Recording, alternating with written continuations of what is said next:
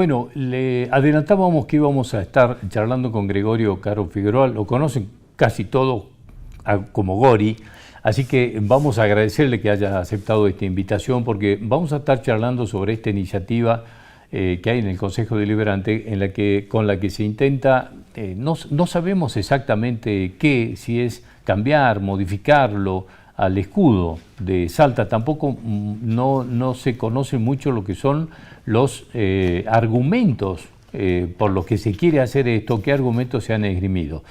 Él hizo una publicación en su cuenta de Facebook en la que, digamos, ha planteado sus reparos a esta iniciativa, porque además hubo una serie de, no sé si decir frases o consideraciones que se han tomado como desacertadas, porque en lo que se ha considerado, por lo menos que se ha conocido del Consejo Deliberante, hablaban de que hay un soldado español que está acompañado de un perro en el escudo y que ese era un perro que traían a conquistadores para comerse a los indios. Consideraciones como esas. Bueno, ahí están viendo el escudo, ahí están viendo el soldado, el río. Bueno, vamos a meternos un poco en el tema para ver por qué ha puesto algunas objeciones Gregorio Caro Figueroa a esta iniciativa, y vamos a hablar un poco de lo que es, digamos, lo que es materia de heráldica, fundamentalmente con respecto al tema de este escudo. Así que, Gregorio, gracias por aceptar la invitación y por estar aquí. Gracias a vos. Bueno, sí. ¿por qué hiciste esa publicación, digamos, con algunas observaciones a esta iniciativa? Claro.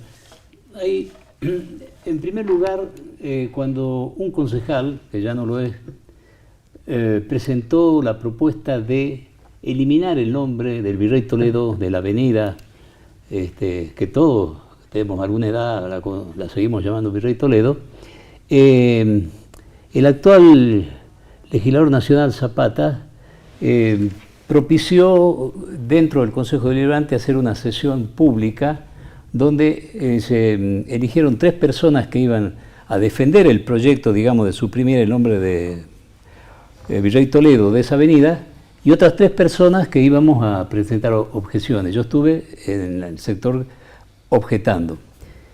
En primer lugar, a mí me parece... Aclaremos para la gente que sos miembro de la Academia Nacional de Historia. Soy miembro correspondiente de la Academia Nacional de Historia. En primer lugar, creo que hay un error de punto de partida, independientemente de los detalles heráldicos, históricos y demás. Es el siguiente: la persona que entiendo que es una concejal que presentó esta propuesta, ignora, ¿no es cierto?, porque hay que decirlo con todas las letras, no solamente lo que señala la Carta Orgánica de la Municipalidad de Salta y el Consejo Deliberante, ¿no?, que en el prólogo dice textualmente que una de las obligaciones que tienen los concejales, intendentes, es preservar el acervo cultural, histórico y arquitectónico. En el capítulo 2 también insiste en que, en el apartado con letra G, que ellos tienen que asegurar la preservación del patrimonio histórico, cultural, ¿no?, y demás. Y también en la sección segunda dice que tienen que favorecer el desarrollo de la cultura histórica. O sea, en primer lugar, cuando no hay mucho conocimiento, porque yo creo que la ignorancia, el desconocimiento de algunas cosas es un combustible para el fanatismo. Y es peligroso que se utilice la historia, se malverse la historia, utilizándola política y demagógicamente. Yo recuerdo, bueno, aparte del episodio que después, digamos, prosperó, y creo que el intendente actual que desciende del doctor Ricardo Joaquín Durán, 2 veces gobernador de Salta y que hizo también antes una intendencia muy buena, debería, digamos, promover la restitución del nombre de la avenida de Virrey Toledo, el nombre original. Recordemos a la gente, Gregorio, que el de la iniciativa de lo de la avenida Virrey Toledo era Turi Rodríguez, que fue procesado por asuntos de violencia de género, que terminó, bueno, digamos, condenado, ¿no? Claro. Y la autora de esta iniciativa ahora es la concejal Benazar. Para que la gente tenga conocimiento Concejal de quién es Benazar, ese es sí, el apellido de la ajá. concejal. ¿De qué sector es? Del oficialismo, pero no sé de cuál de todos los sectores del oficialismo. Claro. Yo recuerdo otra cosa, en el año 74, cuando el Poder Ejecutivo Nacional interviene en la provincia de Salta, interviene el gobierno del doctor Ragone, viene un interventor federal de Córdoba, Mosquera, Alejandro Mosquera. Entonces, una de las primeras medidas que tomó, esto se recuerda poco, Mosquera, es cambiarle el nombre a la histórica calle Casero por el Juan Manuel de Rosas. Yo trabajaba en un periódico local y publiqué un artículo que lo guardé criticando esa medida porque realmente era un disparate. Y no sé si el mismo Mosquera después rectificó y no siguió adelante. Y mucho antes, en los años 50, la calle Casero fue denominada Eva Perón, ¿no es cierto? Después de la caída de Perón, del derrocamiento, se restituyó el nombre de Casero. Quiero decir con esto que la manipulación, digamos, política de la historia, este supuesto cambio de nombre, de calle, derribo de monumentos, erección de otros monumentos, aquí se demolió un monumento que había dentro del predio militar, de ese combate que hubo en Manchalá, en Tucumán, entre soldados conscriptos y algún oficial de baja graduación, con un grupo del llamado Ejército Revolucionario del Pueblo, que atacaron, ellos estaban pintando una escuela, atacaron a este grupo. Uno de los que estaba en el grupo, digamos, que defendía, que estaba siendo atacado por él, llegó, creo que hasta Famayllá, y dio el alerta, y entonces ellos soportaron, digamos, el fuego durante más de una hora, creo, y lograron, digamos, defender el cuartel. Quiero decir con esto que, para mí, y termino con esta parte, alguien dijo hace mucho tiempo que se suele utilizar la historia para estimular el odio, ¿no es cierto? Para organizar intelectualmente el odio. Entonces, se echa mano a esto. Recuerdo también que en el año, creo que fue enero del año 1974, el teniente general Perón era presidente constitucional en ese momento, él murió meses después, hace una escala técnica, creo que en el aeropuerto de Buenos Aires, el Aeroparque, el presidente, el dictador chileno, Augusto Pinochet. Entonces concertan una entrevista mientras esperaba reembarcar. Pinochet no sé a qué país viajaba, y conversa. Al día siguiente, el Consejo Deliberante, que era Municipalidad de Buenos Aires, que estaba presidido por un señor que era muy amigo de mi padre, y yo lo conocí, era muy buena persona, Miguel Unamuno, publica una declaración de repudio a la presencia de Pinochet en la Argentina. Eso me lo contó Unamuno. Perón levantó el teléfono y le dijo: mire, amigo, dice, las relaciones exteriores del país, dice, están reservadas al presidente de la República. Dice, al Consejo Deliberante, alumbrado, barrido y limpieza. Lo dejó. Bueno, él reconoció el error. Bueno, esto es, digamos, una forma más de desvirtuar la historia, y hay muchas formas de corrupción. Cuando se corrompe el lenguaje, cuando se insulta, cuando se dicen malas palabras, cuando se falsifica la historia. Entonces, esto del escudo es muy interesante, porque yo creo que se está a tiempo, tanto los concejales, demás, de consultar, ¿no es cierto? Vos has mencionado a Leandro Plaza Damuel, efectivamente, él es un especialista en este tema, pero aquí en Salta hay por lo menos 6 o 7 grupos, juntas de estudio, academia, institutos históricos, que pueden consultar, ¿no es cierto? No se puede, digamos, legislar en cualquier materia específica sin consultar no solamente hacia el interior del organismo oficial, sino pedir la colaboración de los expertos, ¿no es cierto? Si se trata de un problema, bueno, vos has mencionado esto de la ruta, puede ser un tema sanitario, lo que sea, hace falta la palabra, digamos, de los especialistas, escuchar otras campanas. Yo creo que estas decisiones estas iniciativas, ojalá que no se apruebe, son demagógicas. Lo que vos has mencionado de este escudo, que está el perro ahí, sí. Yo voy a leer, viene de mucho más lejos, pero después más adelante podemos, si hay tiempo, brevemente aclarar que, digamos, hubo muchos escudos de Salta. Esto era una tradición de la fundación de ciudades, ¿no es cierto? Donde los símbolos, digamos, del Reino de España, nosotros, digamos, el territorio de lo que es hoy la gran parte de América llamada Latina, era parte del Reino de España, ¿no? La historia que dice que no eran colonias, sino eran parte del reino. Bueno, tiene que ver este escudo con el tema del virrey Toledo. El virrey Toledo, que dicen que era genocida y todos esos disparates, fue el que ordenó 3 veces la fundación de la ciudad de Salta, y el que finalmente terminó cumpliendo el honor fue Hernando de Lerma. Entonces, se hacía un escudo de la ciudad. Y en el año 1770 y pico, ¿no? Esto lo transcribió un historiador. Aquí este libro es de don Miguel Solá, publicado en 1942, El escudo de Salta. Bueno, hay reproducción de decenas de escudos, incluso de organismos ya en el siglo XIX, de organismos públicos, Ministerio de Hacienda, Gobernación, hasta que se llegó al escudo actual.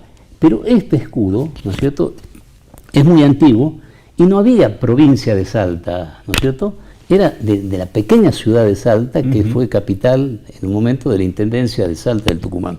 Bueno, y la descripción, ¿no es cierto?, que este escudo se adopta un gobierno provincial en 1933 como escudo, y después la municipalidad también, se oficializó en 1933, y la municipalidad de la ciudad de Salta. Y aquí está la descripción, ¿no?, que rebate esa idea. Dice, Fría dice que el escudo, apoyándose en cronistas de la época, se formaba de un campo cruzado por ríos de azules y mansos raudales y de unas suaves colinas en el fondo. Vamos a ver si le vamos a pedir a la cámara que la tome al escudo más de cerca mientras Gregorio nos va leyendo esto, para que podamos ver exactamente la descripción que nos está dando. Otro especialista más antiguo, del cual Frías toma esto, dice, un río que la amenaza, este es el río Arias, ¿no es cierto? Claro. Un cerro que la fortalece, que está al fondo del cerro San Bernardo. Unos árboles que la hermosean, que están los árboles ahí, y los símbolos de valor del hombre. No está, digamos, es un hombre que está sin posición de ataque, era los uniformes de esa época, y de fidelidad el perro. Que los españoles, digamos, tiraban perros para que coman indígenas, es un disparate. Además, está demostrado, yo dije brevemente cuando se cambió el nombre de la avenida Virrey Toledo, toda esa interpretación arbitraria de los grupos, digamos, llamados indigenistas, no se sostiene, porque es imposible que, digamos, primero en España, cuando llega Colón, y la primera que toma cartas en digamos, impulsar medidas de legislación de protección al indígena, fue nada menos que la reina Isabel la Católica. Eso de entrada, también las órdenes religiosas. Hay un error muy grande, porque los españoles jamás podían hacer dos cosas. Uno, desde el punto de vista material, y lógico también. Digamos, desde el punto de vista material no existían armas químicas o armas, digamos, arcabuces, espadas, para aniquilar millones de seres humanos, ¿no es cierto? Y desde el punto de vista lógico, material, también es una cosa evidente que lo que abundaba, y sigue abundando, digamos, en esta territorio de América, era la tierra y la feracidad, de la fertilidad de muchos. Entonces, ¿de qué necesitaban, digamos, los españoles, ¿no es cierto? Mano de obra. Entonces, por ahí no por humanitarismo, pero si ellos, digamos, mataban la gallina, los huevos de oro, era absurdo. Y lo último, termino con esto, investigaciones de especialistas, ¿no?, históricos, que tienen formación científica ya hace 30 años por lo menos, digamos, han demostrado que la fuerte caída, digamos, de la demografía en la población indígena se debió al impacto, digamos, de los biológicos, ¿no es cierto? Los españoles portaban, ¿no?, unos males que los indios no tenían, digamos, no tenían resistencia, no estaban inmunizados contra eso.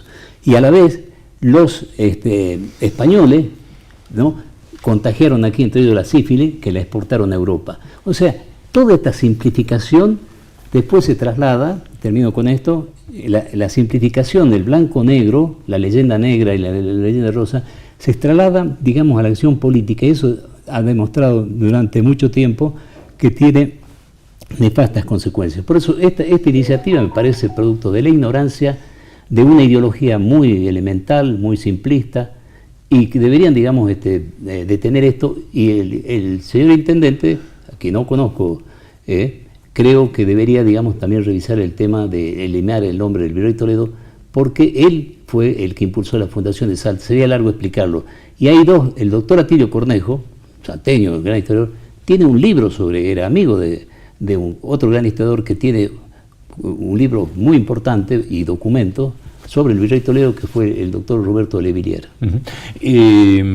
En esta, digamos, publicación que hiciste, digamos, para mostrar tu posición en esta iniciativa, mencionabas a Leandro Plaza Navamuel, que hasta donde por lo menos conocemos es el único universitario y que entiendo que académico de heráldica en Salta, ¿no? Sí. Y genealogista. Y genealogista, además. Y ayer, cuando estábamos hablando de esto, se puso en contacto conmigo, Leandro, y me pasó, digamos, lo que es su opinión respecto de esto. Y bueno, hizo, digamos, puso algunos reparos, ahí están viendo para la gente que lo quiera ver. Yo le voy a leer algunos párrafos nada más, porque hace referencia a lo que vos anticipabas, digamos, en tu publicación. Dice: con motivo del proyecto orientado a modificar el escudo municipal de la ciudad de Salta y ante las renovadas insistencias y debates en este sentido,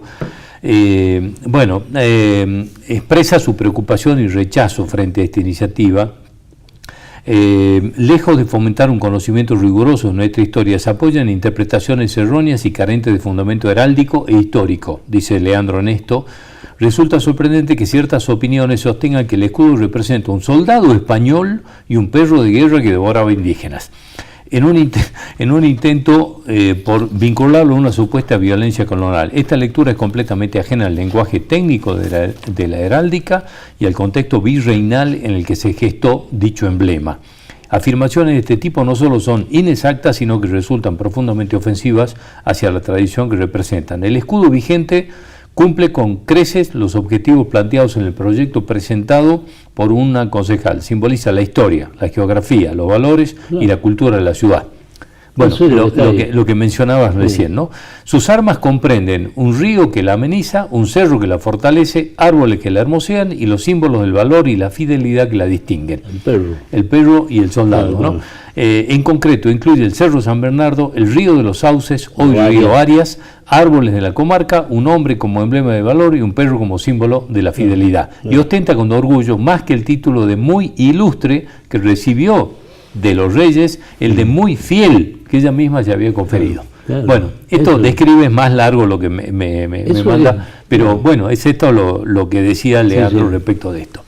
Le aconsejaría a los concejales, leer un resumen del estudio tan prolijo que hizo en los años 30, 40 Miguel Solazo, el escudo de Salta.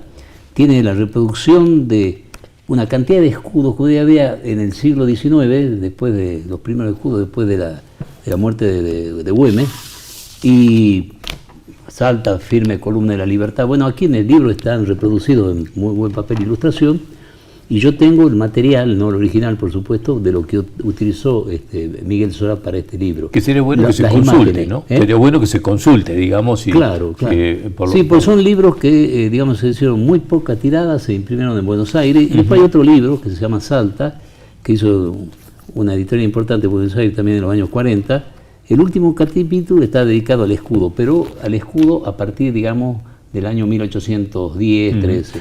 Porque Salta, digamos, era una ciudad cuando se fundó, una aldea pequeña, ¿no es cierto? Después fue creciendo, se transformó a partir del Virreinato de Río de la Plata en sede de la Intendencia de Salta de Tucumán, y anteriormente era gobernación, que era un territorio muy, muy extenso, ¿no es cierto? Gregorio, me gustaría conocer tu opinión respecto a estas iniciativas por cambiar la historia, por modificarla, es decir, yo ponía un ejemplo en la radio, yo decía, yo en algún momento leí algunas cosas de Pacho O'Donnell, en el que planteaba, bueno, que, por ejemplo, el tema de la bandera celeste y blanca, que había que desterrar esta historia de que Belgrano miró el cielo y vio las nubes, el cielo, sino que tenía que ver, por lo menos en su opinión, con que había, digamos, adhería un poco a los colores borbónicos. Claro. Uno puede estar o no de acuerdo con esto, pero si aplicáramos el criterio de cambiar según criterios de pensamiento, digamos, si se aplica lo que dice Pacho O'Donnell, tendríamos que cambiar la bandera argentina. Claro. Bueno, digamos, esto lo traigo como ejemplo nada más, ¿no? Entonces, ¿qué pasa con esto cuando se quieren revisar las cosas y cambiar acontecimientos históricos inmodificables? Claro, a mí me parece, digamos, un fraude desde el punto de vista ético, intelectual y demás. Pacho O'Donnell, hay dos personajes, Pacho O'Donnell y el otro autor, Felipe Piña. Tengo entendido que Felipe Piña fue de un equipo que escribía para Pacho O'Donnell. Cuando él se emancipó, también formó su propio equipo, y hace 2 años, 1 año y pico, Piña presentó un libro sobre Güemes. Realmente, digamos, no se puede creer, ¿no es cierto? Porque cuando una cosa, yo creo que es muy diferente, abismalmente diferente. Una cosa es la divulgación histórica. El doctor Félix Luna fue un pionero en eso, la revista que sigue en pie Todos de Historia, que colaboraron académicos. Vos colaboraste con la publicación del doctor Félix Luna, ¿no es cierto? Sí. Trabajé con él y creo que traté de aprender mucho de él. Una cosa es la divulgación histórica con un nivel, que también grandes historiadores europeos hasta tenían programas de televisión en los años 90 y demás. Y otra cosa es la vulgarización con fines ideológicos de la historia. Yo creo que fue nefasto un libro que después, en sus últimos años de vida, reconoció Eduardo Galeano, Las venas abiertas de América Latina, ¿no es cierto? Son panfletos, y en el caso de Piña y Pacho O'Donnell son directamente, digamos, escriben para la venta, digamos. Entonces, en el libro sobre Güemes cita trabajos míos que contradicen, pero él lo suscribe, porque también tiene equipos que recortan y pegan, ¿no es cierto? No me parece absolutamente nada serio, y alguna vez, no lo digo en tu programa, pero hacer un repaso de la cantidad, digamos, de aberraciones que se dicen sobre Güemes y los historiadores de Güemes. Un solo detalle, 2 detalles. Bueno, yo escribí sobre toda historia y amplié después. Dice el mitrismo, que Mitre denigró a Güemes, que el general Paz también, que los porteños, etcétera, etcétera. Bueno, resulta que hay una polémica cuando Mitre publica su historia de Belgrano con Vélez Sarsfield, cuyo, digamos, colaborador más directo y de gran nivel fue Victorino de la Plaza. Bueno, Vélez Sarsfield reacciona, digamos, ¿cómo puedo decir?, apasionadamente y pensando, digamos, criticando. Güemes contesta, ¿no es cierto? Incluso Mitre en su obra completa incluye, con permiso de Vélez Sarsfield, la réplica que hace Vélez Sarsfield. Bueno, entonces, hay una cosa, eso no es cierto, porque la primera persona que organizó un homenaje, el primer homenaje que se hizo en Salta a la memoria del general Güemes, lo organizó en 1885, en junio, Ángel Justiniano Carranza, que era un señor que años después cofundó con Mitre la Junta de Historia y Numismática Argentina, que luego, en los años 1930 y pico, pasó a denominarse Academia Nacional de la Historia. Bueno, esa Junta de Historia y Numismática era una segunda autoridad, Carranza. Bueno, y esa Junta, la tercera medalla, que era medalla de plata que acuñó, es un perfil de Güemes, y en el anverso un gaucho. Pero hay algo más. Hace pocos años yo compré una colección en Buenos Aires del Diario de la Nación, y de casualidad, es muchísimo, porque hay que tener mucho tiempo para clasificarlo incluso, encuentro el tomo de junio de 1921. Entonces yo lo abro y empiezo a buscar la fecha del aniversario del centenario de la muerte de Güemes. Bueno, toda la primera plana de ese diario, tamaño sábana, como decía, dedicada a Güemes, con un retrato, por supuesto, reconstruido de Güemes que no se conoce, de un señor que después se hizo millonario porque dibujaba muy bien, se fue a Estados Unidos y se hizo millonario. Bueno, Y en el interior de la edición de La Nación hay artículos de Joaquín B. González, de Ricardo Rojas, y después da cuenta de los homenajes días sucesivos que se hicieron en provincia. En Buenos Aires hubo ¿cómo se llama? Un torneo hípico que Martín Miguel de Güemes, en Santa Fe, en Entre Ríos, en todo el país. Entonces, ¿dónde está, no es cierto, el tema del...? Eso es una cuestión absolutamente... La segunda película muda que se hizo en la Argentina se hizo sobre Güemes, que no apareció nunca la copia. Y termino. ¿Quién se acuerda de la Guerra Gaucha? Fue Leopoldo Lugones, cuando era muy joven, en las dos excursiones patrióticas que hizo desde Córdoba con jóvenes, las que rescataron el campo de Castañares, y a partir de ahí, digamos, después surgió la idea de hacer el monumento a la batalla del 20 de febrero. Y también Lugones es responsable, en el buen sentido, del redescubrimiento por parte de los salteños de la importancia y del valor del Cerro San Bernardo. Todo está documentado. Te voy a invitar, Gregorio, para que charlemos de esto, porque me parece que necesitamos mucho más tiempo, que lamentablemente no lo tengo. Pero de todas maneras te agradezco mucho, me pareció muy importante tu aporte a este tema. No, gracias. Al contrario, me quedé me parecía importante, mientras te escuchaba, me acordaba de una frase de Hannah Arendt, que ella, cuando habla de los totalitarismos, cómo se gestan, lo primero que se hace es tratar de modificar la historia. Es uno de los requisitos, ¿no? Claro. Bueno, pero lo dejamos para una próxima invitación a la que me comprometo. Muchas gracias. Al contrario, muchas gracias por venir, muy amable. Hacemos la pausa y volvemos enseguida.